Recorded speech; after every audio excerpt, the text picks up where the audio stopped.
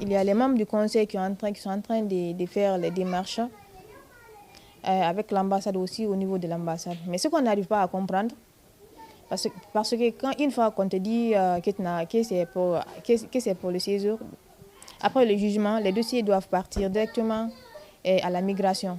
Mais ils ont été là-bas, les dossiers ne sont pas là-bas. Là où ils sont enfermés, ils sont partis vérifier là-bas, il n'y a pas de plainte contre eux. Donc c'est un peu bizarre.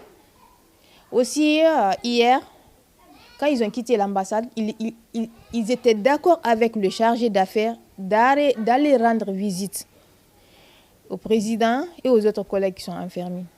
Ils sont partis à 14 h. Ils sont restés là-bas jusqu'à 19 h. Ils appellent le chargé d'affaires qui dit « Ah, attendez, je vais appeler le colonel. » Imaginez-vous, de 14 h jusqu'à 19 h. Ils ont dit aussi « Non, vous quatre aussi, vous ne rentrez pas dans le commissariat. C'est juste une seule personne qui rentre. » Donc le vice-président, M. Silla, est rentré pour essayer de voir ses collègues. Mais non. Les policiers qui étaient là-bas, ils ont dit qu'il n'y a pas d'accès, qu'ils n'ont pas droit aux visites. Qu'on ne leur a pas donné cette autorisation-là, que ces gens-là, que le président ainsi ses collègues enfermés qui sont enfermés puissent sortir pour qu'ils puissent communiquer avec eux. Donc là où nous sommes, nous ne connaissons pas leur état, donc c'est grave. C'est grave, c'est grave, c'est grave, c'est grave, c'est encore grave. Parce qu'en quittant à l'ambassade, avec l'ex-chargé d'affaires, ils étaient d'accord, il n'y avait pas de conflit entre eux d'aller rendre visite. Donc ils n'ont même pas quitté comme ça, sans informer l'ambassade.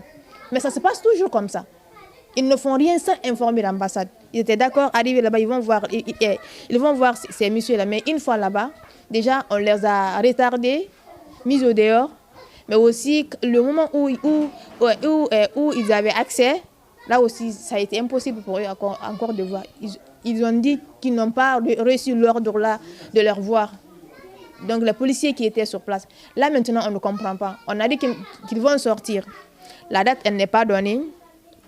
Parce que les conditions d'emprisonnement sont très difficiles là-bas. Déjà, des trucs qu'on vous donne à manger, ce n'est pas facile. Ce sont des trucs qui sont périmés. Est-ce que vous voyez? Donc, le jour qu'ils doivent sortir, ce n'est pas connu. Ça, c'est un, deux. Les collègues n'ont pas accès à eux. Même s'il faut leur donner à manger ou bien leur donner quelque chose. En plus, en ce moment-là, c'est hiver là-bas. Donc, vous voyez la situation dans laquelle nous vivons. Donc, c'est pas du tout évident pour nous. C'est pas du tout évident pour nous. Parce que nous relevons du ministère des AE.